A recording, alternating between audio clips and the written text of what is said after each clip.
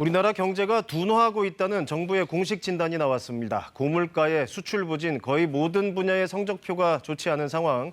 정부 입장에서도 뚜렷한 해법이 잘 안 보이는 것 같습니다. 장혁진 기자입니다. 기획재정부가 분석한 최근 우리 경제 동향은 경기 흐름이 둔화하고 있다는 겁니다. 물가가 여전히 높은 수준을 이어가는 가운데 내수 회복 속도가 완만해지고 수출 부진, 기업 심리 위축이 지속되고 있다고 진단했습니다. 지난해 6월 경기 둔화 우려를 언급한 이후 실질적인 둔화 국면에 들어갔다고 정부가 공식적으로 밝힌 건 이번이 처음입니다. 실제로 최근 우리 경제는 지난해 4분기 역성장했고 수출 부진도 계속 이어지고 있습니다. 지난해 4분기 실질 GDP는 전기 대비 0.4% 감소해 2020년 2분기 이후 10분기 만에 역성장했습니다. 올해 1월 수출은 1년 전보다 16.6% 줄어 넉 달째 감소세고 무역 적자는 월간 기준 역대 최대인 126억 5천만 달러를 기록했습니다. 지난해 12월 제조업 생산은 전달보다 3.5% 줄었고 서비스업 생산도 0.2% 감소했습니다. 수출 부진 여파로 전산업 생산 지수는 32달 만에 최대폭으로 감소했습니다.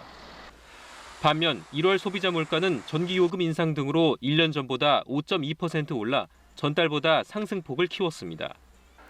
기업 체감 경기를 보여주는 BSI 실적치는 지난달 69를 기록해 한 달 전보다 5포인트 떨어졌습니다.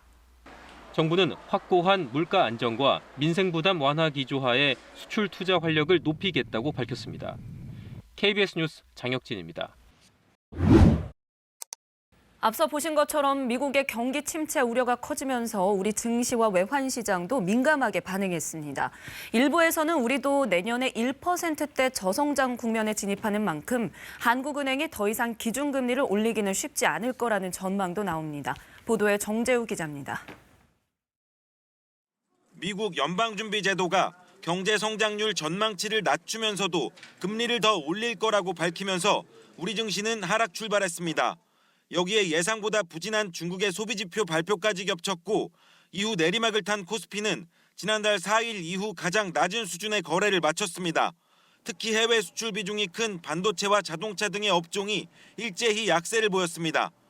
완만한 경기 침체보다는 좀 골이 깊은 경기 침체로 갈 가능성을 키웠다라는 부분에서 우리나라 경기에 대한 어떤 우려 자체도 상당히 증폭시켰다고 봐야 됩니다. 불안 심리가 확산되면서 원달러 환율도 다시 1,300원대로 올라섰습니다. 이미 내년 우리 경제 성장률 전망치는 속속 하향 조정되고 있습니다. 한국은행은 기존보다 0.4%포인트 낮춘 1.7%로 아시아개발은행 ADB는 0.8%포인트나 내린 1.5%로 발표했습니다. 두 기관 모두 세계적인 경기 침체를 성장률을 낮춘 주요 이유로 꼽았는데 그 이후에도 주요국의 경기가 더 어두워질 가능성이 커지고 있는 겁니다. 이런 우려 탓에 한미 간 금리차 확대에도 한국은행의 추가금리 인상이 쉽지 않을 거란 전망도 나옵니다. 향후에 예상되는 우리나라의 경기 침체, 그리고 최근에 가시화되었던 자금 시장이나 채권 시장의 불안정 요인 등으로 무게중심이 옮겨온 것으로 예상이 되고요. 다만 한국은행이 내년 초까지도 5%대의 고물가가 이어질 거라고 예상하고 있어 물가를 잡아야 하는 한국은행의 고심이 깊어질 것으로 보입니다. KBS 뉴스 정재우입니다. 미국에서 열린 주요 20개국 재무장관 회의에서 미국은 물가 상승을 잡기 위한 금리 인상 의지를 다시 한번 확인했습니다. 회의에 참석한 추경호 경제부총리는 한국 경제도 올해보다 내년이 더 어려워질 것이라고 밝혔습니다. 워싱턴에서 이정민 특파원입니다. G20 재무회의에 참석한 추경호 경제부총리는 세계 각국 장관들이 전망한 내년 경제 상황이 녹록지 않다고 전했습니다. 한국 경제도 마찬가지라고 했습니다. 세계 경제가 내년에 금년보다 더 어려워질 것으로 전망이 되고 역시 한국 경제 상황도 금년보다 내년이 좀 더 어려워질 것 같습니다. 각국이 경제적 어려움을 이겨내기 위한 구체적 공조가 필요하고 물가 안정의 중요성과 물가 상승에 취약한 국가와 부문에 대한 세심한 정책 조율이 필요하다는데 동의했다고 설명했습니다. 세계 환율에 열세를 쥐고 있는 미국은 물가 잡기의 필요성을 강조하며 당분간 강력한 금리 인상 등의 수단을 동원할 것임을 시사했습니다. The Federal Reserve is obviously very committed to doing what it takes to bring inflation down. The Fed we'll leave it up to the Fed to take the primary role. 4월과 7월에 이어 이번에도 G20 재무장관 회의는 공동 성명을 내지 못했습니다. 우크라이나 전쟁에 대한 이견이 원인이었는데 세계적인 경제 위기에도 글로벌 공조가 제대로 작동하기 어려울 거란 어두운 전망이 가시화된 모양새입니다. 추 부총리는 우리 정부의 대응 방안에 대해서는 강도 높은 세제 개편과 규제 개혁의 필요성을 재차 강조했습니다. 세제 개편 예산안을 국회에 제출하고 있고 또 여러 가지 우리 경제 활력 회복을 위한 규제 개혁 등 정책들을 추진하고 있는 만큼 이 부분을 더 일관성 있게. 또 최근 고조되고 있는 남북 간 군사적 긴장에 대해선 아직 국제 신용평가사들이 우려를 제기하는 상황은 아니라고 답했습니다.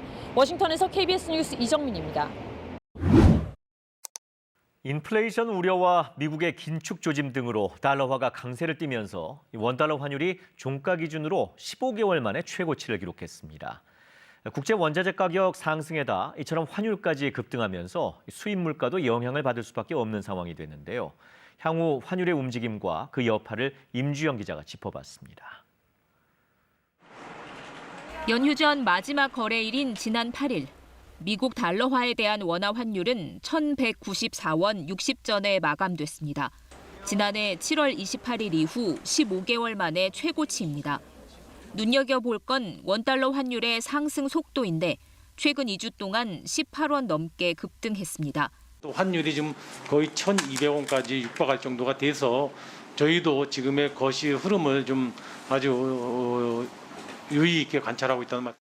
환율이 급격하게 오른 건 인플레이션 우려와 미국발 긴축 조짐 때문입니다. 에너지 등 원자재 가격을 중심으로 촉발된 물가 상승 압력이 미국 국채 금리를 끌어올린 데다 당장 다음 달부터 미국 중앙은행이 채권 매입 축소, 즉 테이퍼링을 시작할 가능성도 있기 때문입니다. 달러 강세 요인이 두드러지면서 우리 원화는 상대적으로 약세입니다. 여기에 채권 이자 만기일마다 파산설에 시달리는 중국 헝다그룹 문제 역시 환율에는 불안 요인입니다. 문제는 환율이 물가에도 영향을 준다는 점입니다. 원화 약세가 수입 물가를 끌어올리면서 이미 상승 흐름을 탄 우리 물가를 더 자극할 수 있기 때문입니다. 국제 원자재 가격이 크게 상승하면서 국내 물가 압력, 인플레이션 압력이 좀 높아졌는데요. 원달러 환율 상승이 이제 수입 물가를 올리기 때문에 물가 압력을 높일 가능성이 있고요. 원달러 환율 상승은 우리 증시에도 악재인데 외국인 투자자의 경우 원화가 약세를 보일수록 환차손이 커지기 때문입니다. 전문가들은 원화 약세와 기업 실적 둔화 우려가 맞물린다면 외국인들의 한국 증시 이탈이 가속화할 수도 있다고 우려하고 있습니다. KBS 뉴스 임주영입니다.